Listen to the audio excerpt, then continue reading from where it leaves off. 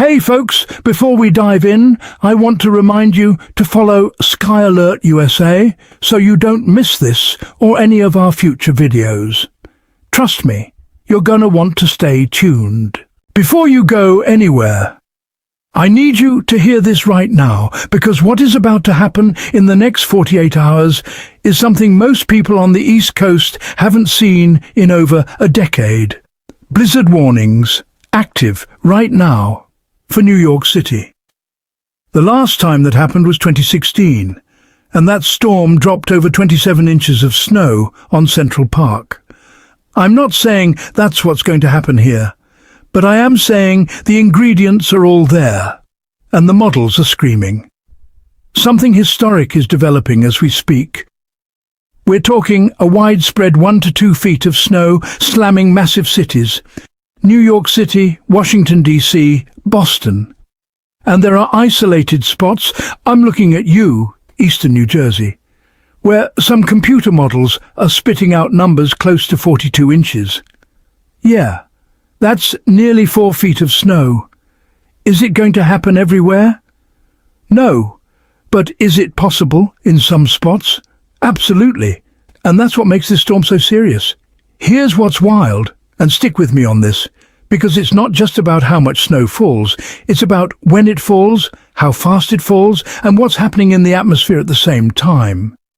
And once you understand all three of those things together, you'll realize why this is one of those storms that could literally shut down cities for days. Let me break it down for you from the top. Right now, as of this morning, we've already got light to moderate snow showers pushing across Pennsylvania, near Philadelphia, into northern New Jersey, and into parts of southern New York. A lot of that snow isn't sticking yet. Temps are hovering right around or just below freezing, which tends to slow accumulation early on. But don't let that fool you. That's actually kind of how the biggest storms start. Quiet at first, then they absolutely unload. Meanwhile, over in Michigan and western New York, you're seeing some of that classic lake effect snow. If you're out in Ohio or Indiana right now, I don't think you're looking at anything significant from this particular system. The real story starts to shift east as we move into the afternoon. Because here's where things get serious, and this is the part you really need to pay attention to. Around lunchtime today, a large band of heavy snow is going to set up across Pennsylvania, New York, and northern New Jersey.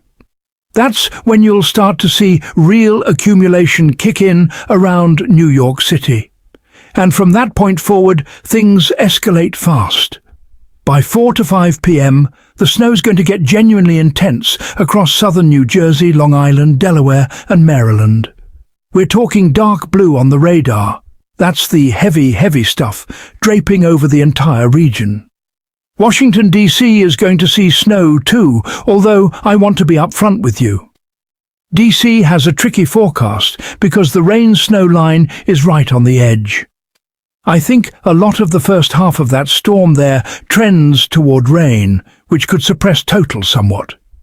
Right now, I'm thinking closer to 6 to 10 inches for D.C., not a foot plus. But back in New Jersey, Long Island, Boston, this is where it gets real. Around 7 p.m. tonight, we'll have a widespread corridor of heavy snow stretching from Rhode Island all the way down to eastern Virginia. Light snow could even reach Raleigh, North Carolina. And that low-pressure center, the engine driving this whole thing, is going to be rapidly intensifying offshore of the Carolinas and the Mid-Atlantic, tracking north and tightening up into a full-blown nor'easter. And here's the part I genuinely don't think enough people are taking seriously enough. The winds.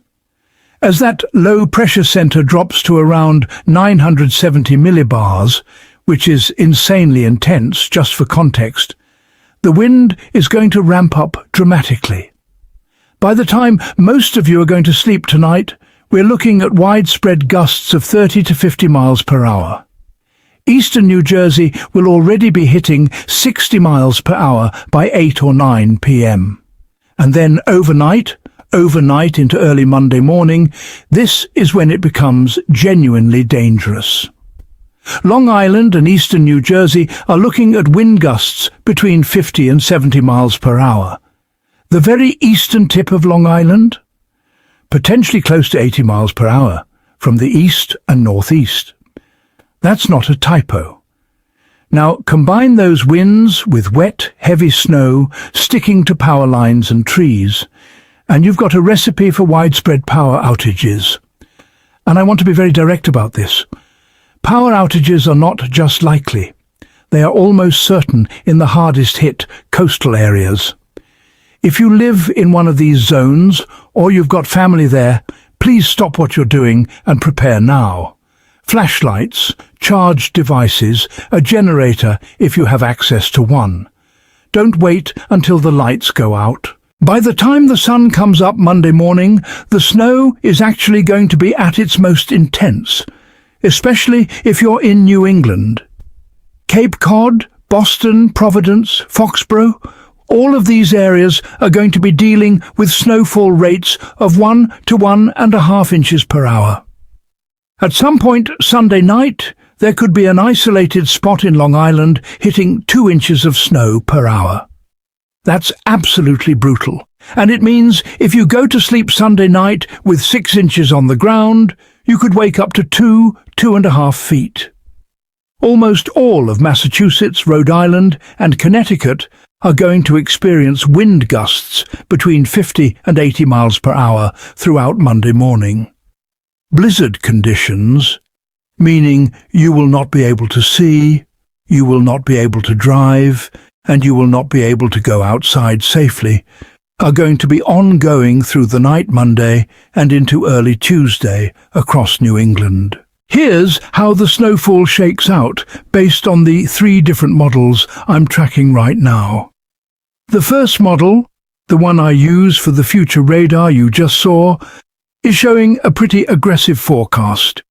We're talking widespread 1 to 2 feet from Washington, D.C. into southern New England and southern New Hampshire.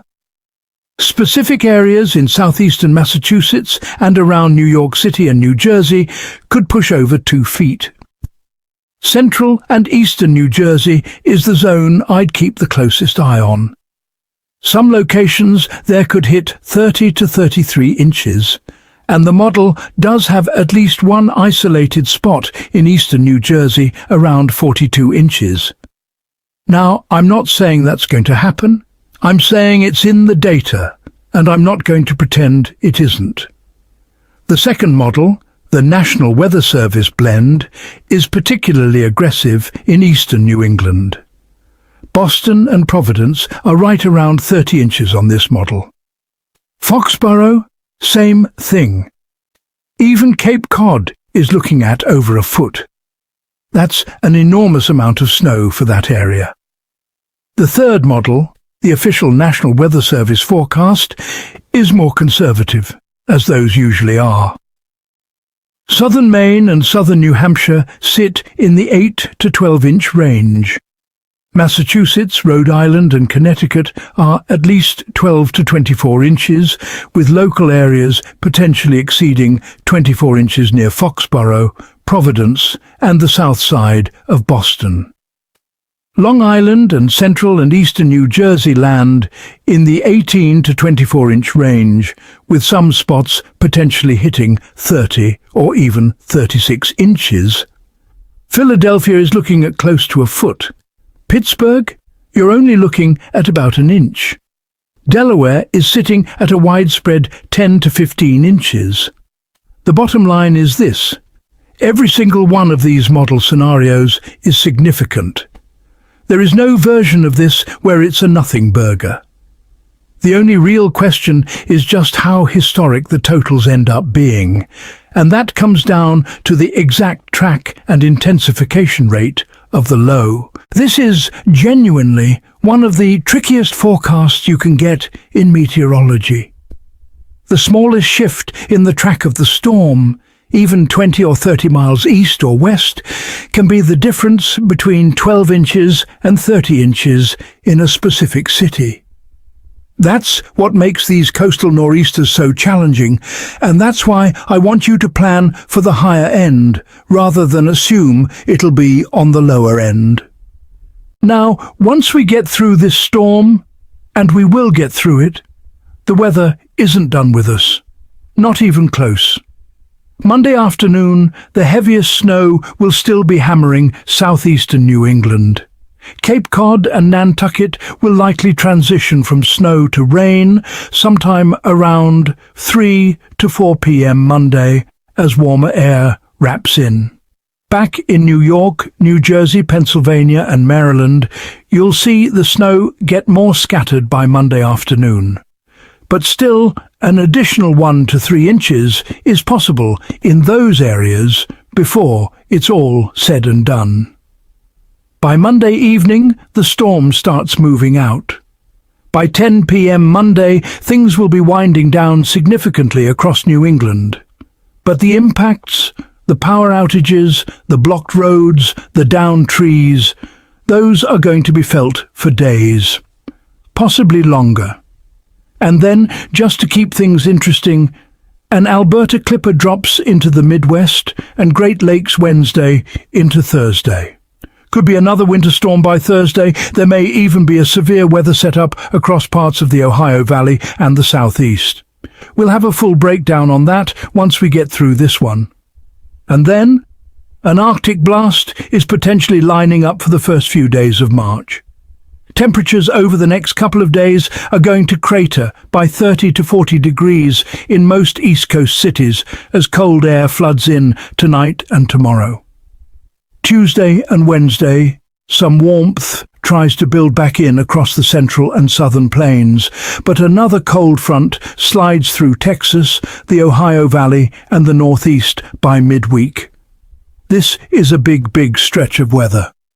And we're going to be with you every step of the way. If you're in the storm zone right now, and you know who you are, take this seriously. Charge everything. Have a plan for if the power goes out. Don't travel unless it is absolutely necessary.